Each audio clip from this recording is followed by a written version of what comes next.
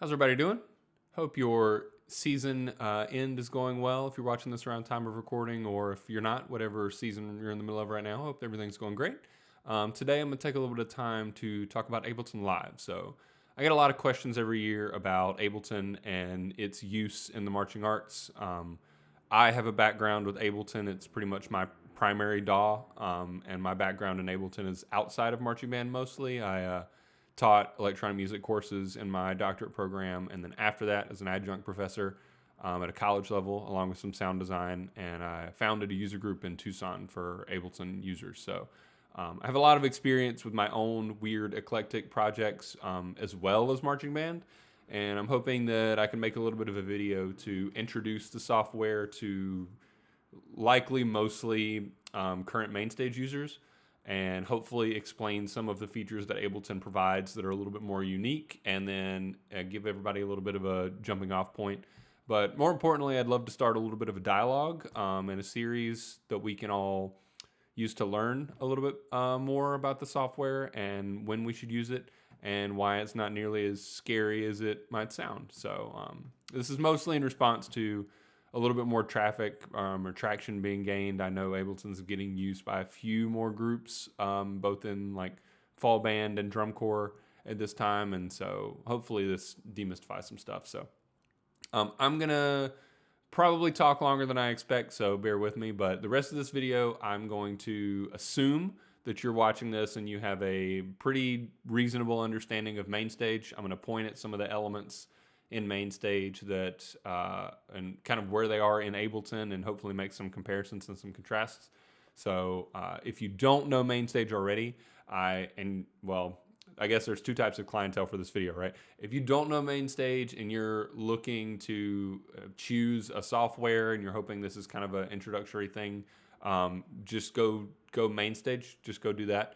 I don't think Ableton's kind of a beginner software for marching arts synth setups.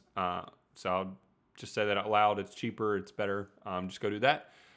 But if you are just interested in learning a little bit, then there you go. So, Ableton, I'm going to give you some of the basics really quickly, but I'll point out some of the biggest differences, right? So I have an example Mainstage project from a recent sound design thing, and the first thing that you see when you open up Mainstage that's super obvious is giant, comfortable graphic interface, right? So we have hardware controller looking things, right? And they can be in a couple different forms, so I'm not going to say just pianos, but we have things that look like the things we're playing, right? And then very clear indicators for patches, and also some channel strips that should feel pretty comfortable to the specifically Logic user, but also probably most DAW users. So Mainstage is comfortable, and especially for a performer, but also for a designer. And most of those elements are missing when you open up Ableton. So if this is your first time seeing Ableton or opening up Ableton, you'll notice that the channel strips are pretty prominently here. We have inputs on the left, we have outputs on the right.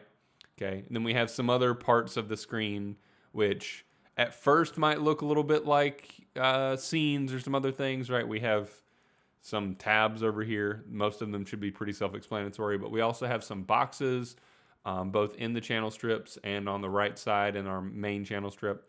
And those might be a little bit confusing at first, so I'm just going to go ahead and say it. The only thing you see here that is the same is really channel strips, and even then you're missing your kind of device and your opening device windows up here. Now, if you are a Logic user, or any DAW really, I guess any other DAW except for a few, there are options in Ableton to make it look a little bit more comfortable. So you can open up this thing called device slots, which is under mixer control, and view, under view, then mixer control. And that'll give you kind of the on-off buttons in Ableton. However, that option is not there by default. You have to add a text file into your Ableton preferences folder, which is really annoying. But for all intents and purposes, we can make it pretty close to looking like Logic, but it's still going to be a very different workflow. So the first thing you need to know about Ableton is how everything's laid out.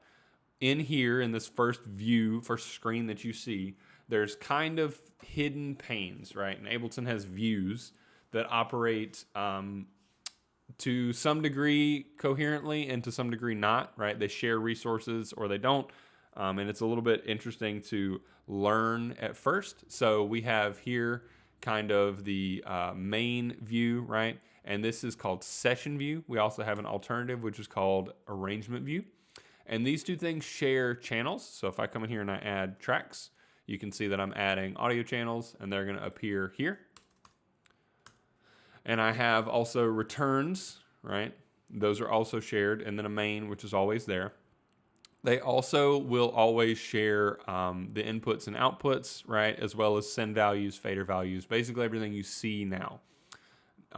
The things that won't share are going to be the audio clips. So you can see I've got some audio here for a demonstration later, and none of that is present. I'm even zoomed out pretty well the whole way. So that is not the same from view to view, and it'll make sense why in just a second.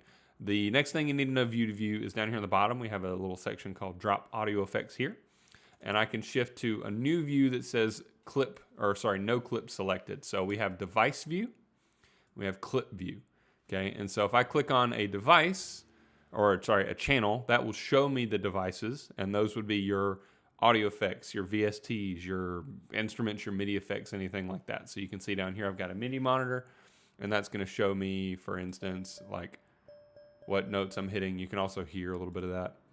And then I'm going to have kind of my synth engine and then audio effects here, and they're all in a row, which is a little bit different than some traditional DAWs, and they operate from left to right.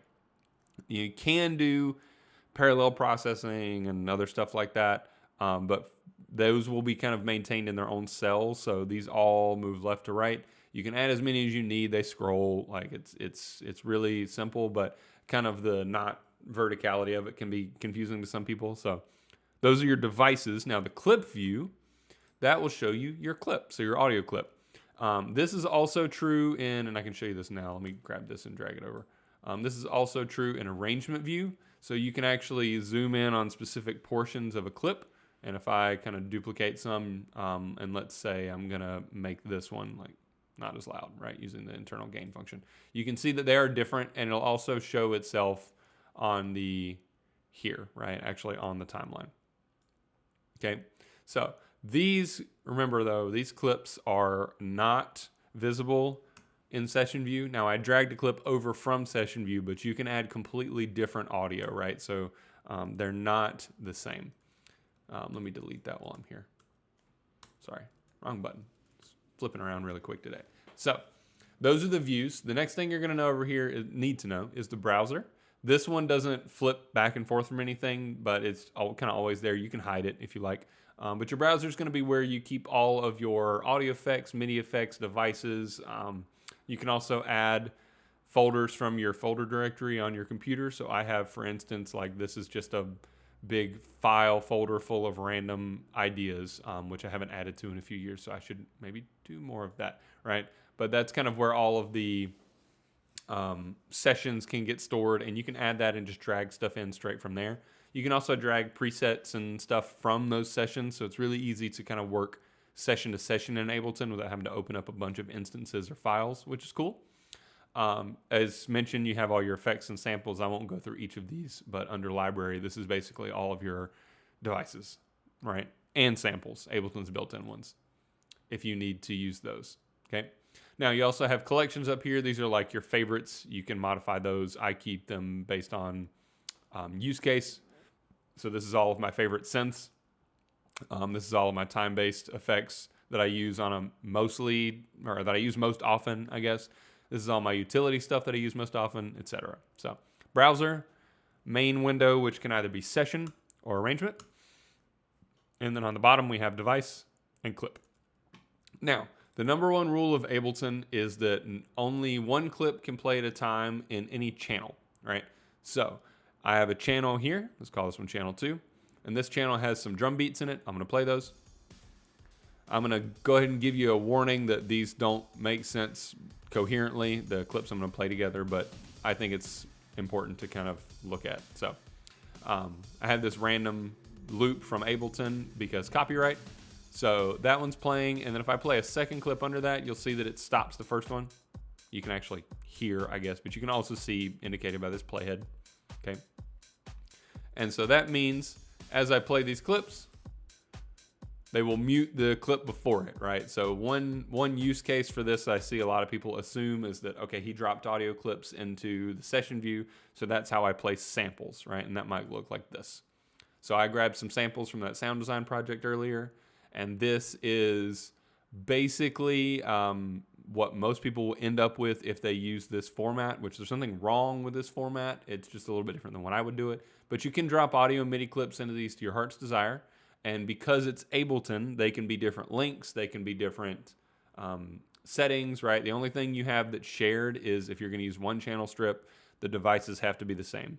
So what you're probably asking yourself right now is, why did I stack them like this? Well, that's because if I were going to drop samples into Ableton and use them this way, because you might have stuff that layers on top of itself, you would need to have multiple channel strips existing so that they don't cut each other off. So I've got like a, sorry, let me turn off that drum beat. I've got this little water riser thing.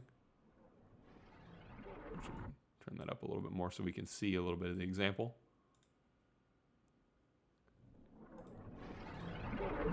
Okay, but what if that sound needed to be layered on top of the thing under it? All right, that's going to clip that off, right? You can see the problem. So the solution to that for this use case would be we can drag our we can drag our samples onto new tracks left to right. So I'm going to play this one. And these are all just random sound effects from that project earlier, but that way you can layer stuff, and then theoretically you never have any problems. But you wouldn't want to have, if you have a show that has 200 samples in it, you wouldn't want to have 200 tracks, right? So you probably need to make 8 to 12, maybe. I don't know how many layers you would ever have. And then you could kind of play, and then eventually you'll come back and you'll wrap back around and you'll play the second layer, right? So that's one way to do it, and that's one use case for this session view, right? But let's go a little bit deeper into what session view's for. So Ableton session view is Ableton's approach to live performance. So thinking marching band, sure, we can drag samples in this and we can drop synths onto channels, but Ableton's use case for this is to think of it as a live performance tool where you can have things happening non-linearly or like scene based, okay? So on the right here, we do have scenes. That's what these numbers are for. And basically anything that exists in a horizontal line is a scene, but you can play and mix and match stuff. I've got a couple random loops here. Again, these do not make sense, but I'm looping them so we can use it as an example. Okay. These are two different types of audio, or really three on each channel, clips, and they're completely incoherent, right? It's not from a musical standpoint, but from a timing standpoint. So this clip that you're listening to, this drum beat, which I can show you in clip view down here on the bottom, is a 2-bar loop. So if I play this, you can see, and I turn the metronome on, I can confirm it. Right? Bar 1, bar 2, repeat. But if I look at these other clips, excuse me, you can see, that's a terrible example because it's so soft. There we go. You can see this one is 8 bars long. And Ableton's point here is that you can have multiple clips of multiple lengths and then lengths that you can then mix and match and essentially create this looping environment, right? This electronic environment, because there's no reason when everything is kind of sampled and everything like that, that it couldn't be completely nonlinear. When we're thinking of traditional tracks, I'll collapse that for you, we assume that most of this happens kind of in a left or right phase. And if you're thinking about playing on a stage and you have playback happening, most people's tracks end up being this one long format, right? You might have starts and stops that you can trigger, but a song is a song, right? But when we think playback in a live setting, we might have moments where we want to improvise, right? And a great example of what I'm currently kind of talking about is a band called Sungazer, Adam Neely, if you're familiar with the YouTube channel. That band, and really Adam, has created this Ableton set, and I know they've done it a few different ways, so don't quote me on like maybe the most specific tour or most recent tour, but they've created like improvisation points where they can operate in session view and then loop something, and then as long as they have a way to trigger the nearest scene, they can trigger it whenever they please, right? Because these loops can be whatever they want them to be. And they can also go back and forth. So there's a world where you could have like the background drum part of the bridge, but then have the chord structure from the keys from the verse, right? And you can create this new environment. So Ableton's trying to provide you an environment to make that. So back to that number one rule. Again, sorry to talk so long, but these are kind of super basic important steps, right? One channel or one track can only play one clip at a time, MIDI or audio, right? So in marching band context, how do we utilize the tools that we have in front of us more than anything, right? Because Ableton is made the way it's made. The question is going to be, how do I make this work in a marching band context? Sure, that's step one. But then step two is, how do I utilize the features that we have? So looping stuff, not super helpful. It's great that I can play this 80s drum beat over and over again, but that's not really going to help me in a marching band context. What Ableton features provide is the ability to layer and stack and automate things in ways that Ableton can't. So I know there was a recent video about automating in MainStage, and there are options to that, sure, but Ableton's automation profiles are super robust and they are super infinite. Like it's really impressive. And some of the things that you can do are on a clip-by-clip basis. Okay, so staying with the audio thing for a while, let's presume that I have, and I'm gonna make 2 new channels, and I'm actually gonna delete all of this and show you some stuff. So I have my samples, right? And we're gonna pretend that this is how I'm gonna set up my samples right now.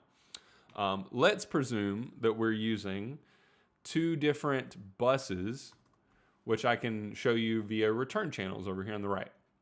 And what might I use that for? Well, okay, marching band context or drum corps context, when we have multiple speaker stacks kind of in front of the band or in front of the corps, or maybe even in the back of the corps, Blue Coats Boston. You might want to have multiple send points for that. You might want to have the synth be able to send to multiple places.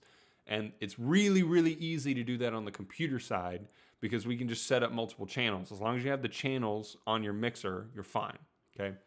If you don't have that or you want to do it another way, you would have to do a bunch of scene structuring on your mixer side to affect where the synth is sending at any given point. But again, that would be difficult because if you wanted to do a sound on here and then here and then here, like if you have 4 stacks across the front and you wanted to go 1, 2, 3, 4, like let's pretend it's a person counting 1, 2, 3, 4, you would have to go play 1, new scene, play 2, new scene, play 3, new scene, play 4, new scene. Now you could do some stuff with panning, so maybe it could be 2 scenes, but anything more than 2 channels or 2 destinations where you can't pan them, it turns into a hassle. So what we're normally doing now is we're creating multiple sends on the computer side, and then we're just panning all of that here and then sending it to the mixer. Okay, long-winded explanation. Let's pretend that I have 2 sends. I have an insides and an outside stack, so 4 speakers across the front sideline. Okay, and I'm going to label these so these are pretty easy for us to all follow along with. Okay, let's say that these are sending to multiple outputs. So I've got outputs on my interface that's plugged in right now. I have a Scarlett in addition to some other stuff that you can't see. And I'm sending these, inside is outputs 1 and 2, outside is outputs 3 and 4. Okay. What you can do with this is, like MainStage, we have multi-output samplers. We can send stuff to multiple places. And I'm going to use send values here to begin with. So I'm going to send this to all speakers. You're going to hear it in stereo, obviously, because I can't send you surround sound. I could, but that would require a lot of encoding. I'm going to send these to all of these speakers, right? Great. You're going to hear it. I'm going to leave the main on. But let's look at these faders to see where stuff is getting sent. All right, so I have this sample here, and I can send it to multiple speakers at the same time if I want. Great. Or I can send it to maybe just one, or I can send it at different levels. So let's say I want to send it to the insides mainly or the outsides a little bit less. Great. MainStage can do that. But Ableton can really quickly fade stuff in and out and around. And that's because it has automation on a clip-by-clip basis. So if I come in here and I look at my actual sample, right? I'm going to warp it, and I can, once I warp it, and I'll explain that in a little bit. And in fact, I need to make sure I do this, which will make sense in just a moment. Just so we're on the same page, it sounds the same. Didn't change anything. Didn't change anything to what you saw either, right? But I've warped it now, and I can click on this envelope section and then click on my send value for A. And then I have these lines that I can drag around, and these are like invisible hands that are turning that knob for me, right? So I'm going to do a send A to go down, and I'm going to turn send B off right now. So now I'm going to come in here again and play this clip. Actually, I'm going to leave this up so you can see it. And I'm going to play this clip. And you can actually watch this knob right here move as I'm playing the sample. It's turning down, okay? So I can do the same thing with my B, and this is just an example. I'm not saying this is right. I'm saying the options are infinite. Now I can play that sample, and you can watch it transition from the inside speakers to the outside speakers. Now this is a bad example because it ends way after the sample is over. So let's actually drag this back so you can see it better. So I'm going to play this clip and watch. This fader is going to not move. This fader is not going to move, but you can see the level go down on the inside set of speakers and go up on the outside set of speakers. So I've now created a transition sample that starts in the middle of the field and then moves outward. Now, the way that you would have to do that, there's a lot of right ways to this, but one of the ways you would have to do this in MainStage would be to export multiple samples and then set them to multi-sample and then have one fade out and another one fade in. But that requires multiple exporting. Now, you could also automate some faders, but again, there are limitations to that, which this isn't limited in MainStage with that automation, but there are limitations in other ways, okay? So the cool thing about that, though, is even without exporting, I can affect those. So let's say, let's get it out of the front speaker or the inside speakers faster, and then let's go get it to the outsides faster. Same idea. Now you can see it just starts in the middle very briefly and then goes out. I can curve it. Let's make it more drastic, right? Very cool. Here's the kicker. You can do this for most parameters. So let's say, for instance, this sample track, I have an EQ here. I'm going to use Ableton's built-in EQ. Okay. Let's say, for example, I had a low-pass filter, right? I'm going to set that low-pass filter to all the way off. Actually, let's not do that. Let's do kind of like 250-ish hertz, okay? Now, I'm going to click on that. I'm going to turn this down. You can see it. I'm going to click on that frequency, and then I'm going to open up that clip view again. And I'm going to click on that clip view again. So now I have, and the options are down here. You can see it, EQ8 frequency A, which is band 4. And I can turn that frequency up. So we're going to start at 250, but we're going to go all the way to 14K. I'm just picking a number at this point. So now, as I play this clip, you're going to be able to watch this EQ move. You'll see it on the dial, and you'll see it on the graphic. So now, not only does it move from the insides to the outsides, but it opens up the filter at the same time. Really cool, right? So the automation in Ableton is super duper robust, and you can do lots of stuff like that on a clip by clip basis.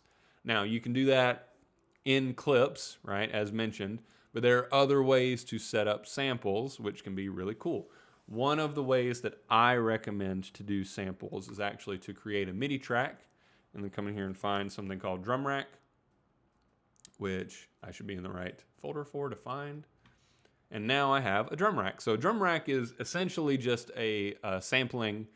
It's not a sampler, right? But it is a place that can play samples. Now, why that's important, I won't get into here, but I can take these and I'm just going to drag some of these clips in here.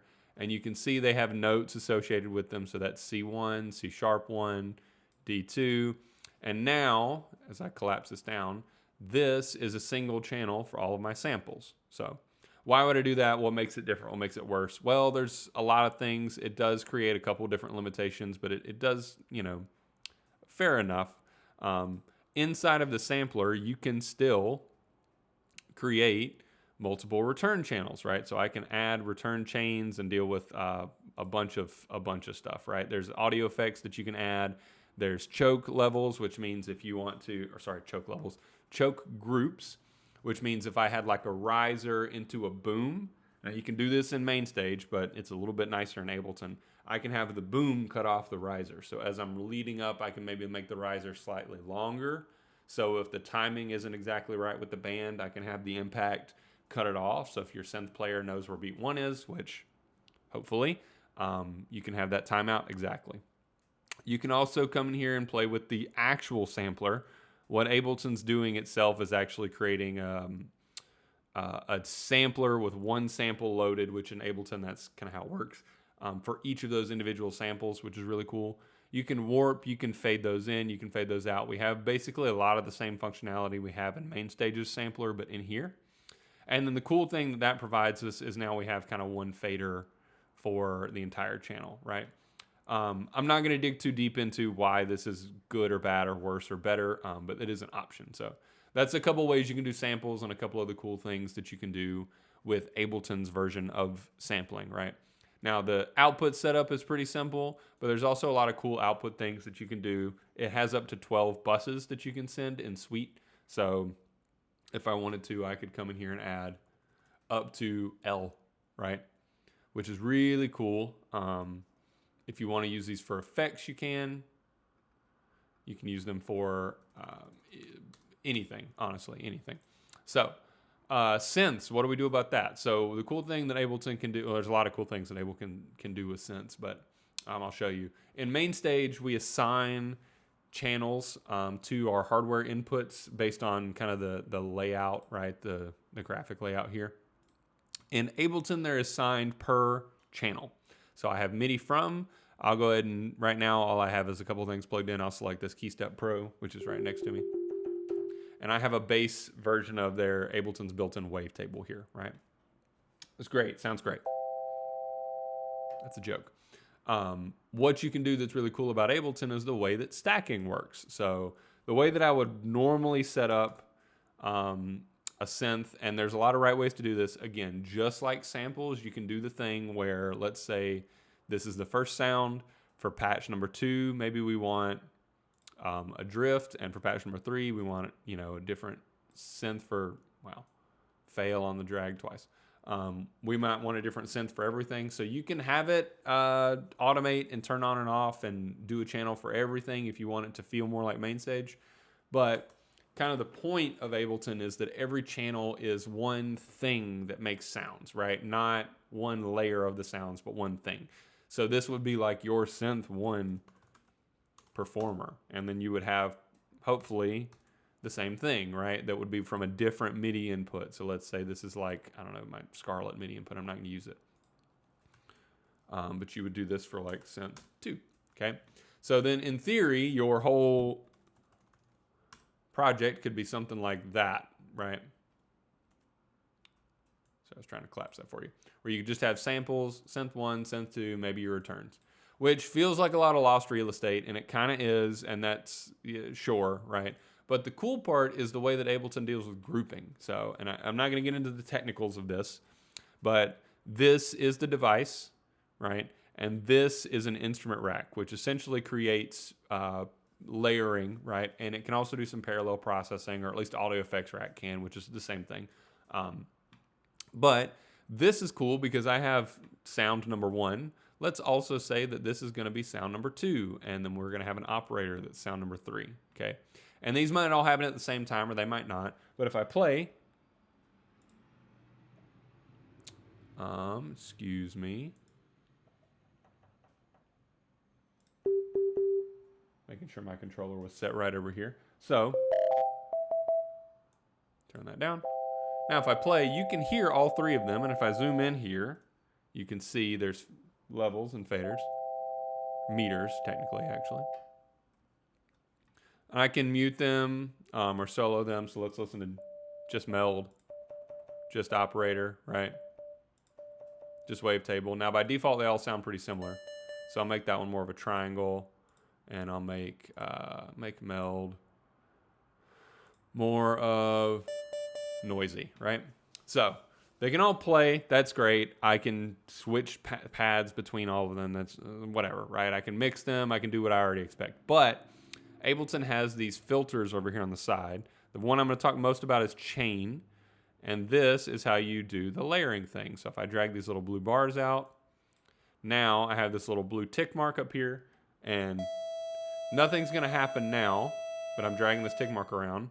But for instance, the way that you would do your layering or your kind of section by section of the show would be you would do something like this, where you have one that exists between these values of 0 and something, and another would exist. And, you know, for most things, it's going to be just one number.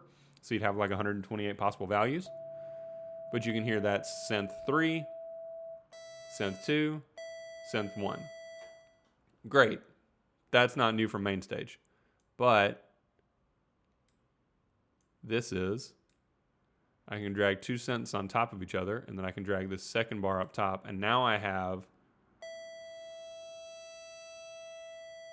and this is actually becoming a terrible example. Let me grab, how about I just do just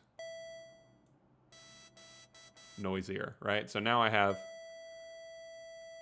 regular square wave, noise, and it layers itself and it fades back and forth. You can see these are kind of like, I'll show you a little bit more, like they're half colored in, white and then blue. And we can change how that layering works. You can drag this top bar, right? Cool, just seems like a party trick. Well, you can automate that as well. So if I come in here, I can actually make a MIDI clip, which you can't see right now, but then I can grab here, this is my chain selector, boom. Okay, and then also, just for the example purpose, what I'm gonna do is I'm gonna show you with a note in it. And then I'm just gonna trigger that. So now if you watch, boom, except for I forget to put it on auto mode. I'm also gonna make this longer so we can see it.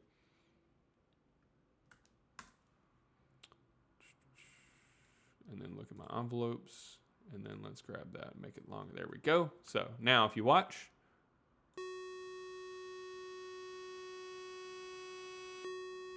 right, and you can see it fade out slowly across that entire thing. And if we make this any longer or shorter, you can see the whole effect, right? Cool, great. That's not super impressive, but there's really cool things that you can do with that if you expand upon it, right? You have layering, you have fades, you can map that to a MIDI controller, so a person could fade it in and fade it out with an expression pedal, or with a hand, or with a mod wheel, right? Lots of options. Now, the other thing that you can do with this layering is you actually have, well, a couple things. You have key, and this is where you would do your key layering. So you would have like a bass patch down on the bottom, right? And then maybe something else up top. Cool. I'm going to undo all that. But you also have velocity. So you could have, as the performer plays louder, more of a certain sound, right? Or maybe less of a certain sound. So you could have built-in dynamics, right, that are timbre specific. So now what I'm going to do is I'm going to undo all of this so that you can actually hear everything. I'm going to set this back to auto mode, and now you're going to watch. Right, and you can see, and let me make a better example. Let me pull this up a little bit better. Right, you can see this blue tick mark showing you where my velocity is. So if I hit it really hard, that's a 127 value. But if I hit it softer, it gets less noisy. Is that obvious? Let me make sure this is super obvious.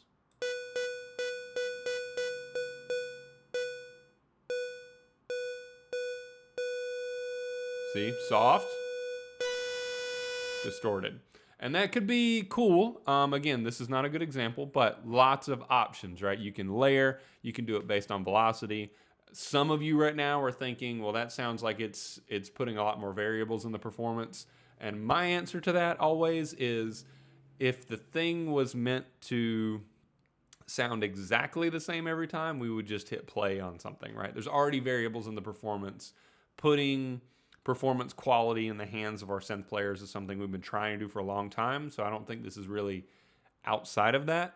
And it's just a cool feature that Ableton can do, right? So that layering is something that you can do with synths. There's lots of other stuff that you can do to make it work.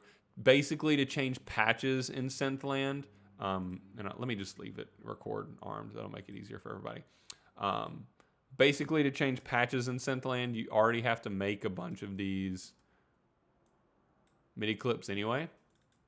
Because what you're going to end up having to do is going back to that envelope editor and then going to your chain selector and then selecting one of those values and then mapping it here. I'll do a whole thing on that eventually. But my point is, you're already going to have MIDI clips here anyway to trigger the different changes. No matter what, you're going to have to do that. Even if you're stacking sounds kind of left to right across, where you're doing kind of a different sound per, like so, per sound, right? As opposed to per player like this. But within those MIDI clips, you can essentially bake this into your performance. This doesn't have to add an extra step to anything, right? Other stuff, by the way, that's cool is you also have like pitch, you have time stretch. There's so many options. Now, the last thing that Ableton can do, or there's lots of things that Ableton can do, but one of my favorites is real-time processing.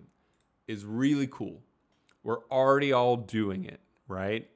But there are worlds where I think that some of the things that have become relevant in DCI lately become a little bit more relevant in band world, right? As long as somebody knows how to use it. So I'm going to show you a cool thing. This is an envelope follower. So, and this is only available, I believe, because it's a Max for Live device in Suite. So if you're looking at buying Ableton, just keep that noted. What do I want to do here? I'm just going to leave that open there. So, I'll hide. This envelope follower is essentially just a modulation point, right? So I can use this and map it to anything. So let's use gain for right now because it's super obvious. Let me fail. Double click the right thing. I can map this envelope follower to the gain of this device. So now if I play, right, you can see there's an envelope here. As I play louder, it has a rise and a fall. It looks kind of like a compressor, essentially, right? You can turn the rise up if you want. It'll make it more gradual. Turn the fall up and it'll last longer. That's like a release, essentially. But this envelope follower is registering the audio level of the thing that it's looking at, right? And then it's affecting the gain, or the thing before it, right? Just what it's seeing. And then it's affecting the gain after it, okay? So realistically, my volume is affecting my volume. So this example doesn't work really well. But you can sidechain this, and that's a word we are probably all a little bit more familiar with now. Thank you, Bluecoats. You can sidechain this to other stuff. So you can have the audio from source be other things. So for example, if you wanted to, I don't know, have a field mic trigger coming through Ableton, trigger some of your synth sounds to come down or up, you could do that. And it would kind of be like the vocoder effect that we saw last summer, but you could do lots of other things, right? So you could have, for example, maybe there's a band crescendo, right? And the band is playing into a field mic, but you want the grunginess of the synth sound to increase with the band. Well, if you have the time and the care to get it right, you could have this envelope follower get signal from the field mics, and you don't even have, if you have a appropriate setup, it could be an interface, it could be a lot of things, but you don't even have to run these into the synth cart first to do this trick. You could run a tie line off of your mixer back to your synth cart, or if you have a stage box, you could just run it straight out of a stage box into your interface at the synth cart. But you could have, for example, the band crescendoing, and as they crescendo, the synth chorus effect is going to follow that volume, right? So for example, let's take this utility out and let's add like a chorusing effect, which I'll just go to my mods for it. It's somewhere in here. Because I'm blind. There it is. Excuse me. Wow. I know someone is screaming at their computer screen. You can now map this, for example, to, I don't know, the amount on the chorus, right? And this envelope follower maps to a bunch of stuff, and then you can change it from mod to remote. We don't have to get into the specifics of it. But essentially, now I can take that from, let's maybe make an audio channel. And this audio channel would be like our field mic. So then I could take this audio channel here and then route it from that field mic, right? And then as the audio gets louder, which I can show you by using my own voice, right? I can have that actually move the needle of the chorus ensemble, right? So that is an option. Now we could do it post mixer. I'm going to actually show you pre-effects right now. And then let's monitor in, but now that you can't see the level. So now we have this amount, right? And you can see this fader here. And as that fader were to go up, and I can turn the mix volume up for that, you can see the amount on the chorus would change. Now I'd have to make sure that the mod and everything is set kind of an appropriate amount. And this wouldn't necessarily be a good example, but you can see as my voice moves, the amount on the chorus goes up and down. So there are options, right? Requires a lot of setup to get it right. But if you get the chance to do it really effectively and set your thresholds and everything correctly, you can have some really cool effects. So stuff to kind of recap, stuff that Ableton can do really well. I mentioned some stuff about the samples. You have individual clips and automation per audio effect, or per clip actually. So you can do all kinds of fades. And the thing I showed you before, you can do basically most of that mapping for anything. If it has a knob that looks like this, you can map it for the most part. So you can fade in, you can fade out, you can add additional effects. You can have that based on a time, right? Lots of options. Now, the synth layering is another cool thing that Ableton can do. Mentioned a bunch of that. And then also some of this envelope follower nonsense. This gets deep. Ableton has lots of device interactivity, I'll say it that way. And if you're familiar with Suite and how Max for Live works, you can basically program whatever you want, right? So there's a world where you can, I don't know, have samples triggering other samples, doing all kinds of stuff that doesn't just lay it out on a grid and mean trigger it when you need to trigger it, right? Really, really cool. And this is before I even get into Ableton's warping features and stuff. I tease it, I guess, a little bit, but Ableton also does like audio following tempo features. So in theory, you could have a file set up where all of your samples like auto map to the right tempo. I wouldn't trust it that way, but like, for example, if you knew the band was going to be under tempo by like 8 or 10 clicks on a given show in September, you could go into Ableton and click that tempo in, and then all of your samples would warp to the exactly right time. So now that riser that felt too short because the band is playing slow could be the right speed, right?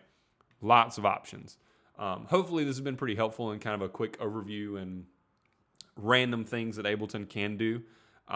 If you like this, just give me a comment or text me. Honestly, I assume that most of the people watching these are just people that know me.